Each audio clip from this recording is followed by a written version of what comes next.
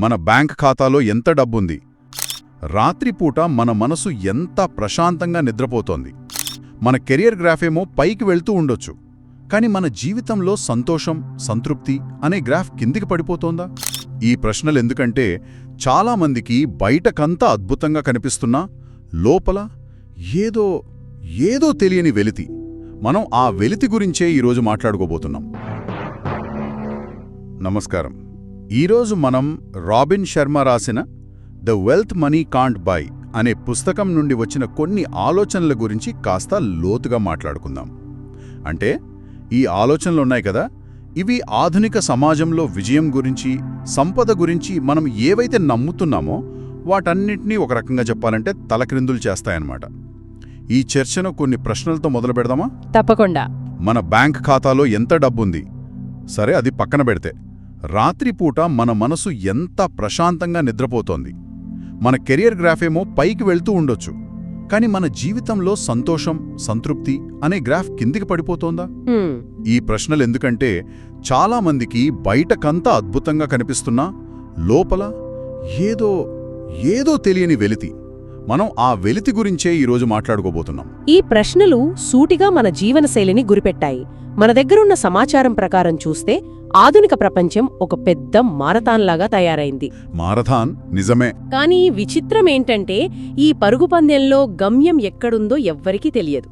వేగంగా పరిగెత్తడమే గెలుపు, కాసేపు ఆగితే ఓటమి అన్నట్లుగా తయారైంది పరిస్థితి. అంటే ఆగి ఆలోచించే సమయం కూడా లేదా? లేదు. ఉదయం అలారం మోతతో మొదలయ్యే ఈ పరుగు రాత్రికి పూర్తిగా అలిసిపోయి మంచంపై పడే వరకు ఆగదు.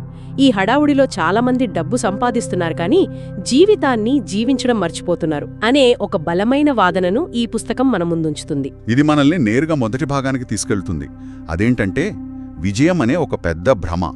మన సోర్సెస్లో ఒక మాటుంది, బిజీగా ఉండటం గొప్ప కాదు, బ్రతికి ఉండటం గొప్ప. ఎంత బాగా చెప్పారో. కానీ ఇప్పుడు సోషల్ మీడియా చూస్తే ఎవరి క్యాలెండర్ నిండుగా ఉంటే, ఎవరు ఎక్కువ ఒత్తిడిలో ఉంటే వాళ్లే గొప్ప విజేతలన్నట్లు చూపిస్తున్నారు. అదొక స్టేటస్ సింబల్గా మారిపోయింది. కానీ అసలు ప్రశ్న ఏంటంటే, మీ క్యాలెండర్ నిండుగా ఉండి మీ జీవితం ఖాళీగా ఉంటే దాన్ని నిజంగా విజయం అంటామా? అస్సలు అనలేం. అదొక పెద్ద భ్రమ. మనం దీన్ని ఒక పెద్ద చిత్రంలో చూస్తే సమాజం మనపై రుద్దిన కొలమానాల వల్ల ఇలా జరుగుతోంది. అంటే సమాజం ఒత్తిడి అంటారా? ఖచ్చితంగా. ఎవరు ఆగకుండా పనిచేస్తారో వాళ్లే సక్సెస్ఫుల్ అనే ఒక అలిఖిత నియమాన్ని మనం గుడ్డిగా పాటిస్తున్నాం. ఇది ఎంత ప్రమాదకరమంటే, చెప్పండి, ఇన్స్టాగ్రామ్లో 10,000 మంది ఫాలోవర్లుండి శుక్రవారం రాత్రి ఒంటరిగా అనిపించినప్పుడు మాట్లాడటానికి ఒక్క స్నేహితుడు కూడా లేకపోవడం లాంటిదన్నమాట. ఈ ఆలోచన విధానం ఒక ప్రాథమిక ప్రశ్నను లేవనెత్తుతోంది. మనం నిజంగా దేనికి విలువిస్తున్నాం?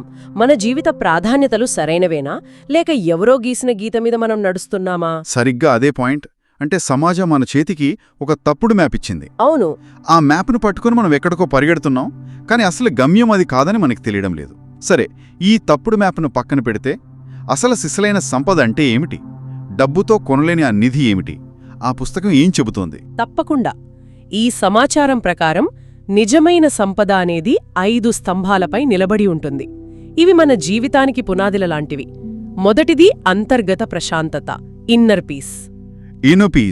అంటే బయట ప్రపంచం తుఫాన్లా ఉన్నా సరే మన లోపల ఒక నిశ్చలమైన సరస్సులా ఉండగలగడం. ఆందోళన, భయం లేకుండా మనసు ప్రశాంతంగా ఉండటం. అంతర్గత ప్రశాంతత. ఇది వినడానికి బావుంది, కానీ ఈ రోజుల్లో దీన్ని సాధించడం చాలా కష్టం కదా? కష్టమే, కాని అసాధ్యం కాదు.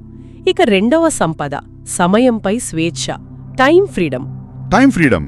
ఇది చాలా ఆసక్తికరమైనది. చాలామంది తమ సమయాన్ని జీతం కోసం అమ్మేస్తారు. అంటే వాళ్ళు టైం పేరోల్ మీద ఉన్నారు. కానీ టైం ఫ్రీడమ్ అంటే టైం ఇన్వెస్టర్ అవ్వడం. అంటే మన సమయాన్ని డబ్బు సంపాదించడానికే కాకుండా మన జీవితాన్ని నిర్మించుకోవడానికి, మనకు నచ్చిన పనులు చెయ్యడానికి, మన వాళ్లతో గడపడానికి పెట్టుబడిగా పెట్టడం.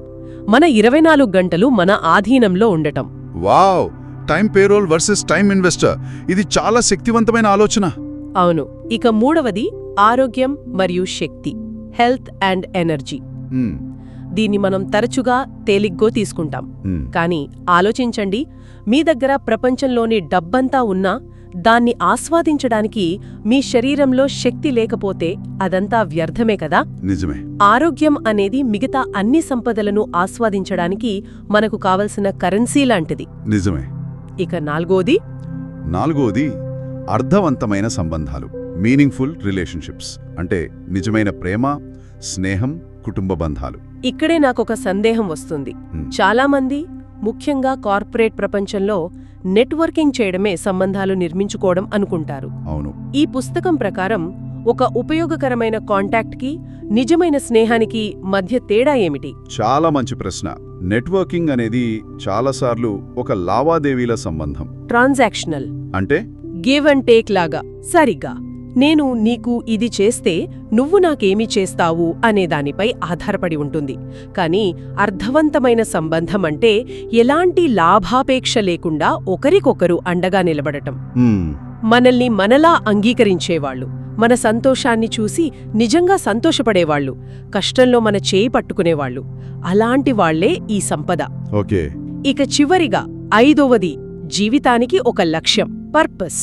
అంటే మనం ఉదయం నిద్రలేవడానికి ఒక బలమైన కారణముండటం, మనం చేసే పనికి ఒక అర్థం, ప్రయోజనం ఉన్నాయని నమ్మటం. ఈ 5 కలిస్తేనే నిజమైన సంపద. అద్భుతం. ఈ 5 స్తంభాలు వింటుంటేనే ఒక సంపూర్ణమైన జీవితం ఎలా ఉంటుందో అర్థమవుతోంది. మన సోర్సెస్లో ఒక అద్భుతమైన పోలిక ఉంది. డబ్బుతో మీరొక లగ్జరీ కారు కొనగలరు, కానీ మీ కాళ్ల మీద మీరు నడవడానికి అవసరమైన ఆరోగ్యాన్ని కొనలేరు. కరెక్ట్. డబ్బుతో ఒక రాజభవనం లాంటి ఇల్లు కట్టగలరు, కానీ అందులో ప్రశాంతమైన నిద్రను కొనలేరు. ఈ తేడాను మనం రోజూ గుర్తుంచుకోవాలి. అవి మనల్ని ఒకసారి ఆగి, మనం దేని వెనుక పడుతున్నామో, దానికోసం ఏమి కోల్పోతున్నామో ఆలోచించుకునేలా చేస్తాయి. సరే, ఇదంతా సిద్ధాంతపరంగా వినడానికి చాలా బాగుంది, కానీ ఆచరణలో పెట్టడం ఎలా? అంటే అద్దె కట్టాలి, పిల్లల ఫీజులు కట్టాలి, ఈ బాధ్యతల మధ్య ఈ 5 సంపదలను నిర్మించుకోవడానికి ఆచరణాత్మకమైన మార్గాలేమైనా ఉన్నాయా? ఉన్నాయి. ఈ సమాచారం కేవలం సమస్యను చెప్పి వదిలేలేదు, పరిష్కారాలను కూడా చూపిస్తుంది. మన అంతర్గత సంపదను పెంచుకోవడానికి 5 సులభమైన, ఆచరణాత్మకమైన అలవాట్లను సూచించింది. ఓకే, అవేంటో చూద్దాం. మొదటిది, రోజూ కొంత సమయం నిశ్శబ్దంగా గడపడం. నిశ్శబ్దం ఈ రోజుల్లో అదొక లగ్జరీ. చుట్టూ ఫోన్లు, నోటిఫికేషన్లు, టీవీలు. ఈ ఘోల మధ్య నిశ్శబ్దం ఎలా సాధ్యం? నేను ప్రయత్నించాను, కానీ నా మైండ్లో వెంటనే చెయ్యాల్సిన పనుల లిస్టు మొదలయ్యింది. అది సహజమే. ఇది వినడానికి సులభంగా ఉన్నా చేయడానికి చాలా కష్టం కదా? నిజమే, చాలా కష్టం. అందుకే పుస్తకం ఏం చెబుతుందంటే, మొదట్లో మీ ఆలోచనలతో పోరాడద్దు, వాటిని కేవలం ఒక సాక్షిలా గమనించండి. గమనించడమా? అవును. రోజుకు కేవలం 5 నిమిషాలతో మొదలుపెట్టండి. దానికి కొత్త సమాచారాన్ని ఇవ్వడం, కాసేపు ఆపడం. మన ఈ చిన్న విరామం మన అంతర్గత స్వరంతో మనల్ని మళ్లీ కనెక్ట్ చేస్తుంది. ఓకే, ఇది ప్రయత్నించవచ్చు. ఇక రెండవ అలవాటు? రెండవది, మన విలువలకు అనుగుణంగా నిర్ణయాలు తీసుకోవడం. అంటే మన జీవితానికి మనమే ఒక నార్త్ స్టార్ లాంటి వాళ్లమవ్వడం. ఇతరులను సంతోషపెట్టడానికో, సమాజం ఒత్తిడికో కాకుండా మన అంతరాత్మకు ఏది సరైనదనిపిస్తుందో దాని ఆధారంగా నిర్ణయాలు తీసుకోవడం. దీనికొక ఉదాహరణ చెప్పగలరా? రోజువారీ జీవితంలో ఇదెలా కనిపిస్తోంది? తప్పకుండా. ఉదాహరణకు, కుటుంబ సమయం అనేది మీ ప్రధాన విలువ అనుకుందాం. మీకు ఎక్కువ జీతంతో ఒక ప్రమోషన్ వచ్చింది, కానీ దానికి ప్రతి వారాంతం ప్రయాణం చేయాలి. ఓకే. అప్పుడు సమాజం దృష్టిలో ప్రమోషన్ తీసుకోవటమే సరైనదే, కానీ మీ విలువ ప్రకారం ఆ ప్రమోషన్ను వదులుకోవటం సరైన నిర్ణయం కావచ్చు. మన చర్యలను మన అంతర్గత దిక్సూకితో సమలేఖనం చేసుకోవడమే ఇది. అర్థమైంది. ఇక మూడవ అలవాటు, శరీరాన్ని ఒక ఆలయంలా చూసుకోవటం. ఈ మాట మనం 1000 సార్లు వినుంటాం. దీనిలో కొత్తదనమేముంది? ఈ పుస్తకం దీన్నొక కొత్త కోణంలో చూపిస్తుంది. శరీరాన్ని ఆలయంలా చూడటమంటే అందంగా కనిపించడం కోసం కాదు, శక్తిని నిర్వహించడం కోసం, ఎనర్జీ మేనేజ్మెంట్ కోసం. Energy management? అవును. మనం తినే ఆహారం మన లక్ష్యాలను చేరుకోవడానికి ఇంధనం. మనం నిద్రపోయే నిద్ర మన పనితీరును పెంచే ఒక సాధనం. వ్యాయామం అనేది శిక్ష కాదు, అది మిగతా సంపదలను నిర్మించుకోవడానికి అవసరమైన శక్తిని ఉత్పత్తి చేసే ప్రక్రియ. ఈ దృష్టితో చూసినప్పుడు దాని ప్రాముఖ్యత తెలుస్తుంది. ఇది చాలా ఆసక్తికరంగా ఉంది. ఇక 4వది, అనవసరమైన పరుగును తగ్గించడం. ఇది కూడా అంటే చాలామందికి వర్తించదేమో అనిపిస్తుంది. 2 ఉద్యోగాలు చేస్తూ కుటుంబాన్ని పోషించే వ్యక్తికి వేగాన్ని తగ్గించు అంటే అది ఒక విలాసంగా అనిపించవచ్చు. వాళ్లకు ఈ సూత్రం ఎలా వర్తిస్తుంది? చాలా ముఖ్యమైన ప్రశ్న. ఇక్కడ వేగాన్ని తగ్గించడమంటే తక్కువ పని చేయడమని కాదు. మరి ఉన్న సమయంలో మరింత వర్తమానంలో జీవించడం, బీయింగ్ ప్రెజెంట్. ఉదాహరణకు మీరు కాఫీ తాగుతున్నప్పుడు కేవలం కాఫీనే తాగండి. అదే సమయంలో ఈమెయిల్స్ చెక్ చేయొద్దు.